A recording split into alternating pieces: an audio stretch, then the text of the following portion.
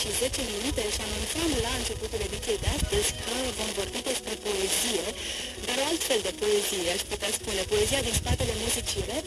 Vă amintiți că ieri am discutat despre zilele poeziei, acest eveniment care are loc la Librăria Cărturești, pentru că pe 21 martie sărbătorim poezia. Astăzi, de la ora 19, la Cărturești Verona, în București, are loc dezbaterea Poezia contemporană din perspectiva culturii urbane, o dezbatere pornind de la cartea Rapul e poezie, o incursiune în cultura hip-hop românească, scrisă de George Paul Volcianov, apărută la editura Tracus Arte în toamna anului trecut. Alături de mine în studio este George Paul Volcianov. Bună dimineața, George! Bună dimineața!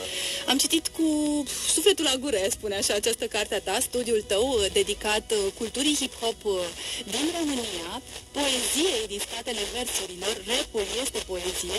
Îți mărturisesc că știam o parte dintre acești interpreți și creatori de poezie rap, pe alții nu știam. M-a fascinat foarte mult modul în care ai pus problema și